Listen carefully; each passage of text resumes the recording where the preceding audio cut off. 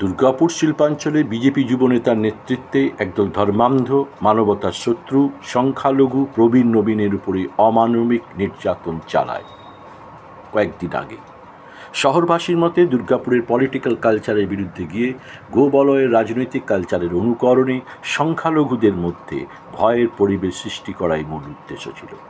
নির্মম ও ভয়ঙ্কর নির্যাতনের উপলক্ষ অবশ্য ছিল গরু পাচার চলছে, তাই হিন্দুদের স্বঘোষিত ঠিকাদার এই যুব নেতা ঝাঁপিয়ে পড়ে গোমাতাদের রক্ষা করার মহান কাজ করছেন। এই অর্বাচীন জানেই না কোটি কোটি টাকার গোমাংস রপ্তানি করেই কামিয়ে নেয় বেশ কয়েকজন বিজেপি নেতা। তারা মধ্যপ্রাচ্যে এই রপ্তানি করে। আলোচনা অবশ্য এটা নয়, আলোচনা দুর্গাপুর শিল্পাঞ্চলের তৃণমূল বিরোধী দলগুলির ভূমিকা নিয়ে। এত বড় একটি নৃশংস নির্মম নির্যাতনের ঘটনা ঘটে যাওয়ার পরের মুহূর্তেই দুর্গাপুরে তৃণমূল বিরোধী যে দলগুলি রয়েছে তাদের ভূমিকা কিন্তু প্রশ্নের মুখে চলে আসে। এখন অবশ্য শিল্পাঞ্চলে যাহাই বাম তাহাই রাম, সিপিএম তৃণমূলের বিরুদ্ধে মুখ্যমন্ত্রীর কুশপুত্তলিকা পোড়ালেও এই নির্মম অমানবিক ঘটনায় লাল গেঞ্জি পরিধান করা দুর্গাপুরে ঝাঁপিয়ে বেড়ানো নেতা কিন্তু বাঁকুড়া মোড় অবরোধ করে প্রধানমন্ত্রীর কিংবা আরএসএসের প্রধানের কুশপুত্তলিকা দাহ করেননি। এই বিধানসভায় একসময় বিধায়ক ছিলেন সিপিএমের জেলা সম্পাদক গৌরাঙ্গ চট্টোপাধ্যায়, কিন্তু তুরন্ত এফআইআর করেননি বা ছুটে যাননি তিনি। কংগ্রেস অবশ্য শিল্পাঞ্চলে যাহা কংগ্রেস তাহাই সিপিএম। সিপিএমের মন ভালো রাখাই কাজ অধীর অনুগামীদের, এরাই এখনও পদে। কংগ্রেসের রাহুল গান্ধী কেরলে প্রায় ধুয়ে দিয়েছেন আরএসএস ও সিপিএমকে এক আসনে বসিয়ে। অবশ্য বাংলায় সিপিএম এখনও প্রায় অবলুপ্ত কংগ্রেসকে ধরেই আছে। যাই হোক, কংগ্রেস নেতারা এসে থানায় দাবি তুলেছেন বিজেপি যুবনেতাকে গ্রেপ্তার করতে হবে। ব্যাস, দায়িত্ব শেষ।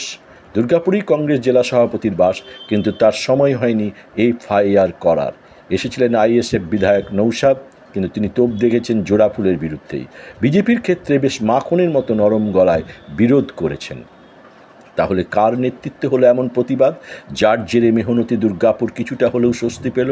নরেন মানে বিধায়ক তথা তৃণমূল জেলা সভাপতি নরেন্দ্রনাথ চক্রবর্তী, তিনি এফআইআর করতেই পুলিশ নড়ে চড়ে বসে আর স্বস্তি পায় সংখ্যালঘুরা।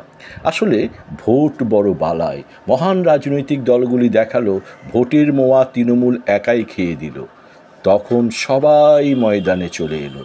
হায় রে, এ কী অবস্থা! কথায় কথায় বিপ্লবের গান বাজানো কিংবা চেড় ছবি সেঁটে বিপ্লব খেলা করা তুখোর খেলোয়াড়দের রাজনৈতিক ড্রিবল। আসলে অঙ্ক এটাই, তৃণমূল মোয়ার গরিষ্ঠ অংশ খেয়ে নেবেই, তখন কেন হিন্দু ভোটকে চটানো? নরম হিন্দুত্বের পথেই মার্ক্স থেকে ইন্দিরার দল। অবশ্য জোড়াফুলের অন্যান্য নেতারাও কিন্তু অনেকটাই গা বাঁচিয়ে চলেছেন। জোড়াফুলেও কিন্তু বেশ কিন্তু ভাব দেখা গিয়েছে। ডাকাবুকো নরেন ছাড়া স্মিত হাসি থেকে গম্ভীর মন্ত্রী কেউই ময়দানে সেভাবে প্রতিবাদ মুখর হয়নি। শিল্পাঞ্চলের জোড়াফুলের কাগুজে বাঘেরাও কিন্তু বেশ শান্তভাবেই অপেক্ষায় কোন দিকে জল গড়ায় তারপর দেখা যাবে। এমনকি বিজেপির এই অমানবিক নির্যাতনের বিরুদ্ধে কোনো মিছিল করেননি যারা সামাজিক মাধ্যমে সেলফি দেন মিছিলে হাঁটার।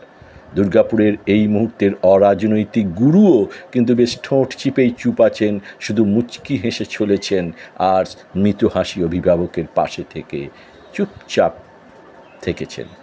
শিল্পাঞ্চলের ভোট কেন্দ্রিক রাজনীতি কিন্তু ক্রমশ ধর্মেও আছি আবার জিরাফেও আছির মতো আকার নিয়ে নিয়েছে।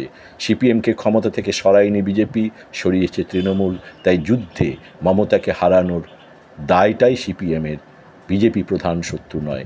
তাই চরম অমানবিক কাণ্ডেও সিপিএম কংগ্রেস কাউকেই কিন্তু তৃণমূলের আগে ছুটে আসতে দেখা যায়নি, নরেনের আগে ছুটে আসতে দেখা যায়নি।